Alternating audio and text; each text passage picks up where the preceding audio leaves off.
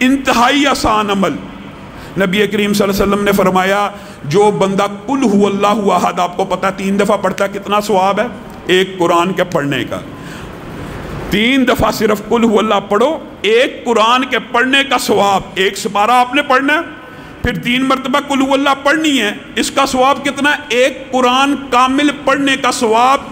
3 مرتبہ ایمان اور احتساب اور حسن اخلاص کے ساتھ اگر صرف قل هو اللہ پڑھے گے، پورے قرآن کا ثواب مل جائے گا، 81 برس تک لکھا جائے گا۔ اسی پر بس نہیں ہے، اس حدیث کی ایک مزید ایکسپلینیشن یا تشریح یہ ہے کہ جو بندہ 3 دفعہ نہیں پڑھتا، 6 مرتبہ نہیں پڑھتا، 9 مرتبہ نہیں پڑھتا، اس 9 مرتبہ کے ساتھ 1 مرتبہ اور ملا لیتا ہے۔ کیا مطلب؟ قل هو اللہ کو 10 مرتبہ جو بندہ پڑھتا ہے، ایک تو جو اجر و ثواب قرآن پڑھنے کا تھا وہ تو 3 قرآنوں کا مل ہی گیا، لیکن 10 مرتبہ جو بندہ قل هو اللہ پڑھتا ہے، یہ سورت پڑھتا ہے، یہ سورت اللہ کو اتنی پسند ہے، اللہ کو اتنی محبوب ہے۔ وجہ کیا ہے؟ اس میں رب کی توحید بیان ہو رہی ہے، اس میں پورا دین بیان ہو رہا ہے، اس میں پورا ایمان بیان ہو رہا ہے کہ اللہ وہ ہے جس کی کوئی اولاد نہیں ہے، نہ وہ کسی کا والد ہے، نہ وہ کسی کا بیٹا ہے، تنہا ہے، یگانہ ہے، یکتا ہے۔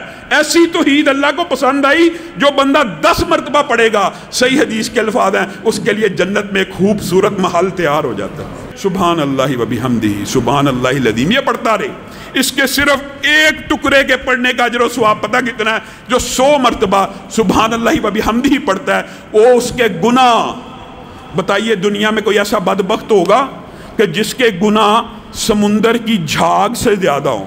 سمندر کے اوپر ایک جھاگ آتی ہے، ایک جگہ کی جھاگ کی بات نہیں ہو رہی، دنیا کے اندر جتنے سمندر ہیں سب کی جھاگ جمع ہو جائے، نبی کریم نے کہا اگر اس جھاگ سے زیادہ بھی کسی بندے کے گناہ ہیں تو اللہ کو یہ تسبیح سبحان اللہ و بحمدہ اتنی پسند ہے کہ اللہ سمندر کے جھاگ سے زیادہ گناہ بھی معاف کر دیتا ہے۔ کیوں نہیں کروانے؟ پھر 5 نمازوں کے بعد اپنی زندگی میں عادت بنائیے، عادت بنا لیجئے، چاہے ایام رمضان ہوں یا نہ ہوں، ہر نماز کے بعد آپ کو پتہ تسبیح فاطمہ کا 33 مرتبہ سبحان اللہ الحمدللہ اللہ اکبر پڑھنے کے بعد کون سی 7 تسبیح ملانی ہے؟ لا الہ الا اللہ وحدہ لا شریک لہ لہ الملک و لہ الحمد وہو علی کل شیء قدیر۔ کسی کو نہیں یاد، آج ہی یاد کریں۔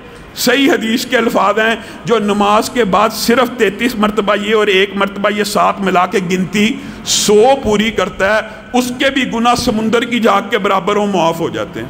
ایک کام اور کرنا، ہر نماز کے بعد آپ کی یہ عادت ہونی چاہیے، یہ تو وظائف اور اعمال اور ثواب کے لیے آپ کو بتا رہا ہوں، ہر نماز کے بعد آپ نے آیت الکرسی پڑھنی کرنی ہے۔ اس کے بارے میں بھی صحیح حدیث موجود ہے، اگر بندہ مر گیا سیدھا جنت میں چلا جائے گا جو بندہ نماز کے بعد آیت الکرسی پڑھتا ہے، سیدھا جنتی ہے۔